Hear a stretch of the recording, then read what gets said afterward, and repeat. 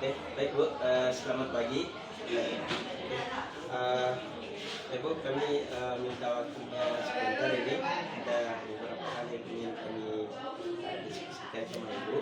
Seperti yang kami sampaikan kemarin bahwa kita hari ini akan melaksanakan melaksanakan coaching, dimana itu dalam coaching ini ada tiga tahapan yang nantinya kita akan laksanakan, yaitu pra-observasi, kemudian nanti diobservasi, dan di pasca observasi.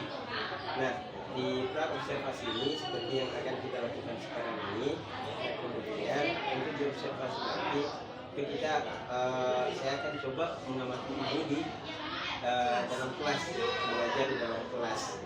Oke, kemudian untuk pra-observasi seperti yang kita lakukan sekarang ini. Oke, di pra-observasi ini bukan nanti mengajar jam berapa Bu? Saya ngajar jam 8.10. Jam 8.10. Baik Bu. Kita kali minta waktunya dulu nanti 20 menit atau 15 menit lah. Saya akan coba nanti Ibu masuk di kelas berapa Bu? Saya nanti masuk di kelas 8B. Kelas 8B. Nah, itu tentang materi apa Bu? Materi tentang descriptive text. Jadi pastinya kan di materi di setiap pembelajaran kita punya tujuan. Saya kira ini nanti di pelajaran nanti bukan yang tadi yang Ibu sampaikan tadi. Kan hari ini saya akan identifikasi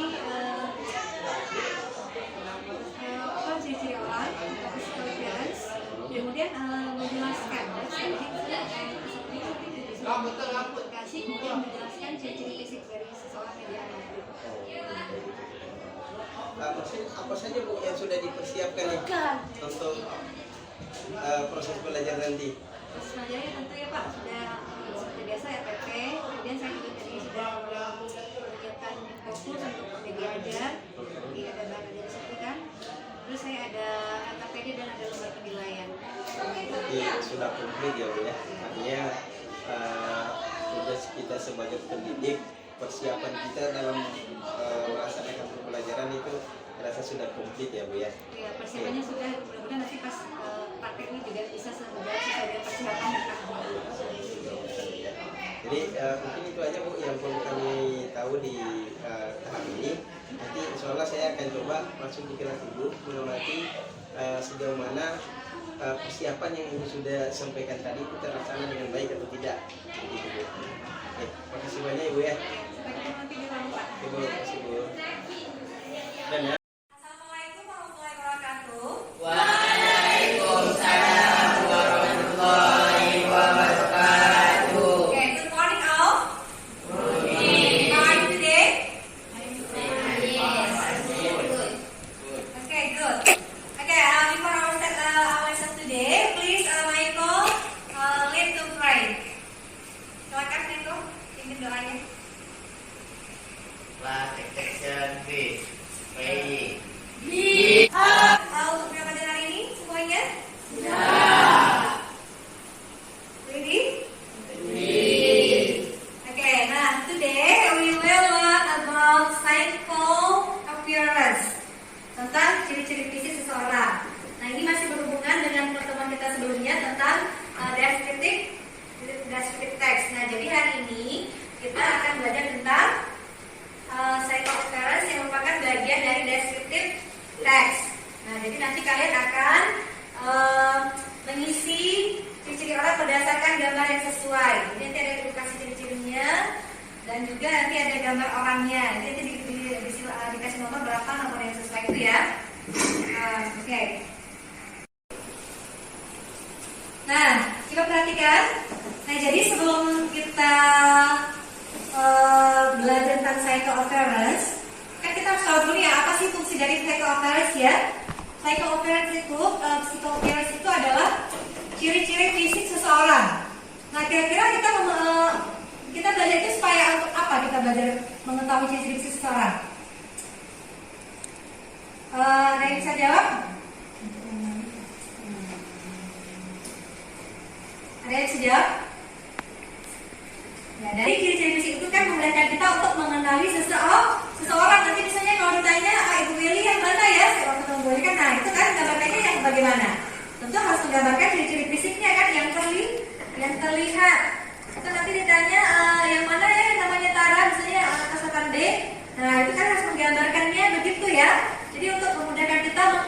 identifikasi seseorang sesuai dengan itu adalah yang terlihat seperti apa. Nah itu, who is she or he? Siapa dia? Atau dia si he ya. Nah, kita orang. Kemudian what about her body misalnya? Bagaimana badannya? What about her face? Bagaimana wajahnya? What about her or his hair? Nah, bagaimana rambutnya? Nah, itu ada keterangannya di situ ya. Nah, oke. Nah, itu lihat. Nah, kalau kita lihat ini gambar siapa nih? Ada yang kenal? Ini artis siapa lagi? Itu ada namanya, nggak kelihatan ya? Britney Spears. Ini penyanyi internasional. Ini mendunia nih ya. Oke. Coba kamu lihat itu. Dari awal, dari mana itu kita lihat dari atas dulu, dari rambutnya, hair. Hairnya itu seperti apa? Long, wavy, and broad. Rambutnya ada panjang, kemudian agak ikal dan pirang, ya kan? Nah, itu nanti bisa digabung menjadi noun phrase, jadi frase kata benda. Gabungan antara kata sifat dan kata benda. Apa yang kata sifat? Kata sifatnya itu long, wavy, broad. Kata bendanya apa? Hair, rambutnya, ya kan? Kata bendanya. Jadi misalnya Britney Spears has long, wavy, blonde hair. Nah, hairnya itu harus di belakang ya. Nah, seperti itu. Kemudian lagi ada itu apa? Wajah. Nah, bagaimana wajahnya? Itu apa? Face. Face itu adalah apa? Oval. Nah, kemudian ada Ace. Matanya bagaimana? Matanya broad and slanted. Nah, apa tuh slanted? Bisa dicari di kamusnya, ayo. Nah, kemudian nose. Bagaimana hidupnya? Hidupnya itu she has a pointed nose. Dia memiliki hidung yang menonjol. Kemudian lip. Apa tuh? Bagaimana? Coba baca nggak? She has. Berarti apa dulu yang baca? Sifat dulu baru bendanya. Coba baca Aurel. She has. Apa dulu berarti? She has a thin lips. Dia memiliki bibir yang tipis. Nah, kalau di bawahnya bagaimana bacanya? She has a slim body. Tubuh yang lasik. Nah, jadi di sini adalah kata benda, di sini ya. Dan di sininya adalah kata sifat. Nah, apabila kata benda digabung dengan kata sifat jadilah noun phrase atau frase kata benda yang kita gunakan untuk menjelaskan physical appearance, ciri-ciri fisik. Coba ada yang bertanya? Silakan sebelum kita lanjut.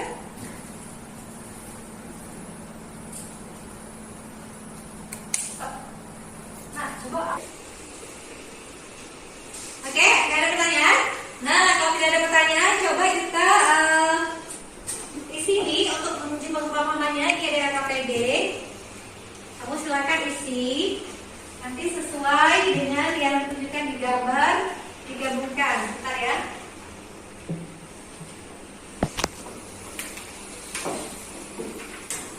Nah ini sudah dari yang sudah tadi dibagikan. Ini bentuk LKPD-nya. Kita lihat ya. Jadi kita untuk lebih memahami kita bermain dulu. Bermain tapi sambil diisi di lembar yang sudah edukasi ya. Itu bermain guess who. Tebak siapa. Nah di bawah itu kan ada tulisannya.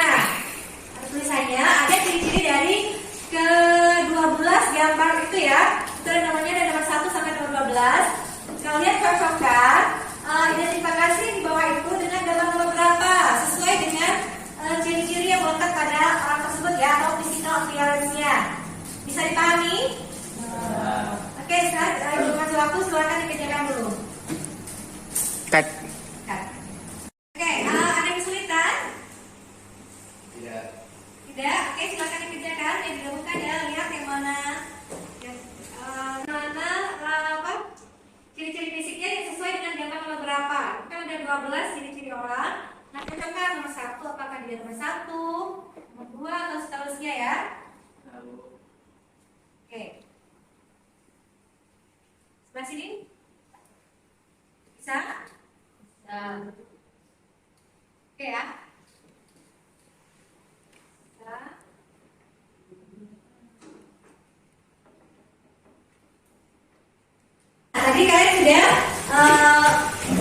menggabungkan kata sifat atau ciri-ciri physical appearance dengan gambar yang tersedia. Berarti sudah paham ya bagaimana kalau kita mau menjelaskan ciri-ciri fisik seseorang? Paham? Paham. Jadi coba dilihat. Nah, jadi kalau kita mau menjelaskan itu, kita harus tahu dulu, lihat dulu sifatnya apa ya. Itu lihat bendanya apa, badannya, face, body, hair. Bisa banyak ya sebenarnya ya, cuma ini kita simpel aja. Jadi kita face, body and hair. Lihat rambut, wajah dan tubuh ya, body. Nah, kira-kira sekarang ada nggak yang bisa menjelaskan ciri-ciri dari teman cycle appearance-nya teman-teman kamu yang di kelas ini? Mau yang di samping, di belakang atau di tengah? Misalnya ya, kalau ibu jelaskan ya, misalnya ibu jelaskan siapa ya? Ibu jelaskan misalnya si Cigo. Nanti kalian bisa contohkan seperti itu ya. Boleh ditulis aja, terus satu di depan kelas nanti ibu suruh ya. Misalnya Cigo, this is Cigo. Ini adalah Cigo. He is my classmate. Dia teman kelas saya. Nah, coba kita mau gambarkan fisiknya tuh, kita lihat dia bagaimana. Nah, Cigo has an oval face. Nah, Cigo punya wajah yang lonjong. Nah, tapi Cigo itu bisa kamu ganti dengan he aja ya. Langsung aja misalnya he has an oval face. Kemudian dia juga punya a pointed nose, hidung yang mancung. Oke, that's it, gitu aja misalnya kita jelaskan sedikit aja ya. Nah, bisa dipahami? Ayo kira-kira ada nggak yang ingin tergambarkan? If you want to describe your friends, please raise your hand and go up in the front of the class. Silakan diangkat tangannya yang mau maju menjelaskan ciri-ciri fisik temannya. Tetap bebas di belakang, di samping. Ayo, raise your hand. Ya, mulai siapa? Oke, Jessica angkat tangan ya, silakan Jessica. Jessica, angkat tangan nanti ya, tolong. Ya. Gak apa-apa, kata ibu ditulis aja nih, kalau nggak bisa menghafal ditulis aja, rekam ya, ditulis aja, nanti dibawa aja kertasnya. Gak apa-apa, ayo Jessica silakan. Siapa yang kamu siap gambarkan? Oke, Tara, yang keras suaranya. He is my classmate. He is a purple face. She also can nose. Oke, pointed nose ya. Oke, oke, kita mau untuk Jessica. Oke, who's the next? Ayo, raise your hand. Siapa lagi menggambarkan temannya? Oke, Aurel. Who is Aurel? Nah, ya apa-apa kalau belum bisa hafal, nah dibawa aja kertas yang ditulis tadi. Oke.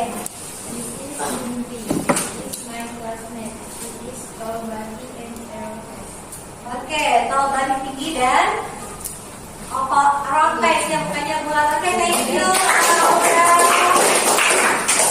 Anyone else?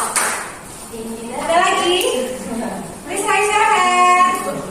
Oke, Michael, silakan.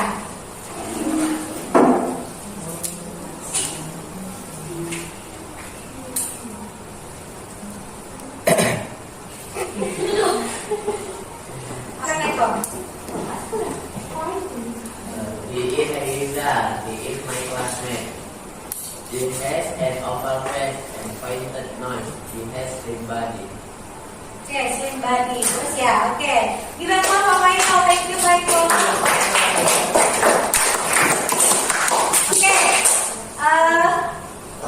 Sudah gitu. Oke, alhamdulillah baik anak ibu semuanya. Kita sudah sampai di ujung pembelajaran, di akhir. Nah, jadi kira-kira tadi kita benar belajar apa tadi? Sama-sama tadi yang sudah kita lakukan. Apa yang kalian dapatkan? Belajar tentang apa?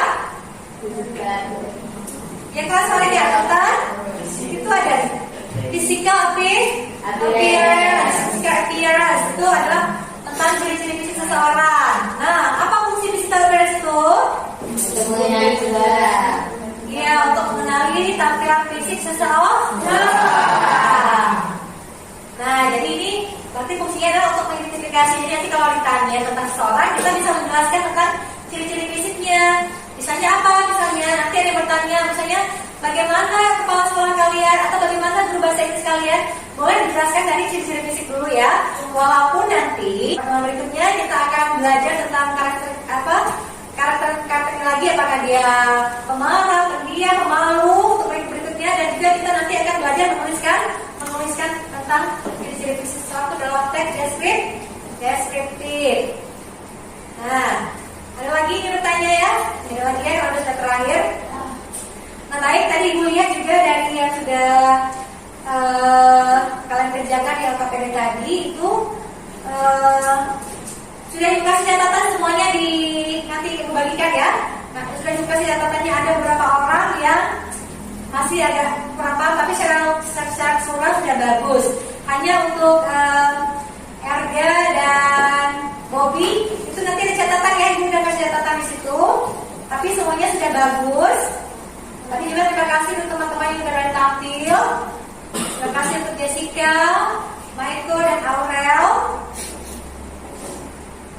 Ya, mudah-mudahan nanti kedepannya lebih aktif lagi ya, yang mana dulu aktif ya. Yuk, nah, ayo semangat ya. Oke. Nah, kalau nggak ada pertanyaan lagi, see you next week. Tapi kita akan tutup dengan berdoa. Silakan, Michael, please lead to pray. Pada sekian bis, Vici.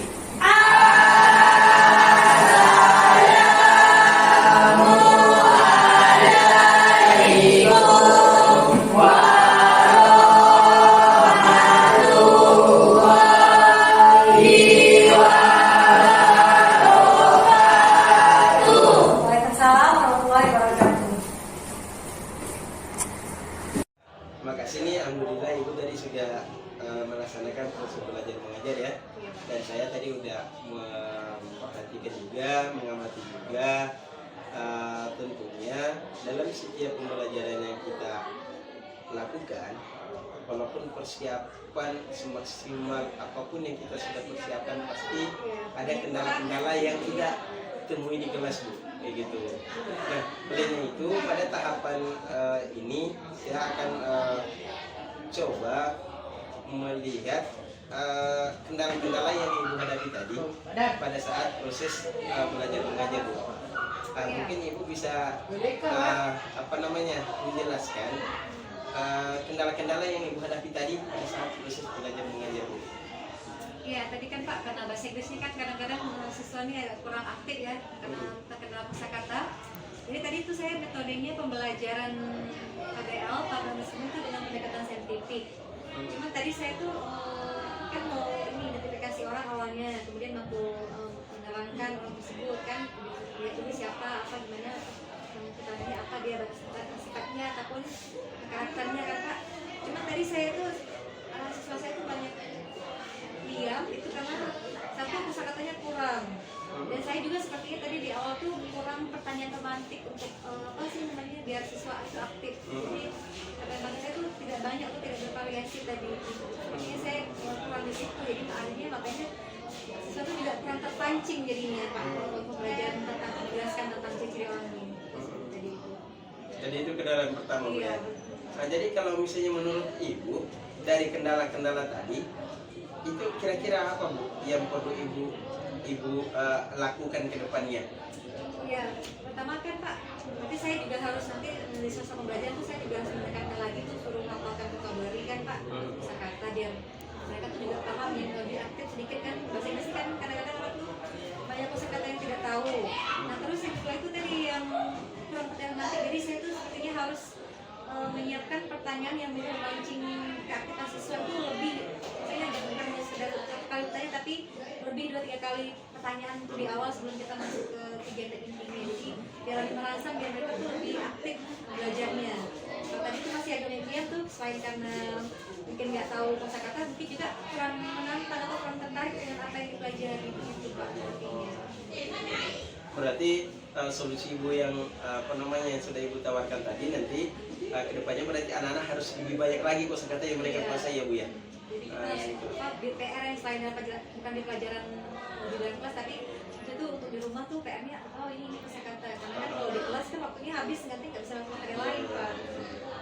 Kemudian juga tuh tadi berarti saya tuh juga harus menyiapkan pertanyaan-pertanyaan itu yang memancing siswa biar aktif. Pertanyaan itu harus harus gimana sih mungkin dengan ada sekarang mungkin disesuaikan materi dengan yang terjadi saat ini. Kemudian mereka lebih senang gitu kan Pak, lebih paham, lebih aktif belajarnya. Berarti topiknya harus bersifat kontekstual, nah kemudian juga harus update Bu ya, harus yang terbaru berarti kayak gitu Bu ya.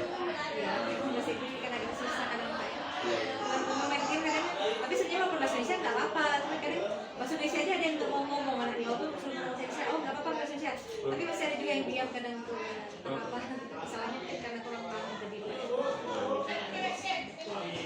Tapi tadi kalau di tahap selain yang tadi yang Ibu sampaikan tadi masih ada lagi tak kendala yang Ibu hadapi di Kendala dalam tadi tuh saya tuh tadi mungkin saya jemput bapak persiapkan listriknya tadi pas infocus tuh agak lama pemasangannya karena kan belum terlalu sering menggunakan infocus kan Pak, jadi pengaturannya tuh agak kecil atau lama, jadi itu agak memakan waktu. Nanti depannya saya juga harus belajar tentang teknologi nih Pak, biar nanti bisa belajar langsung gitu, jadi nggak banyak makan waktu gitu.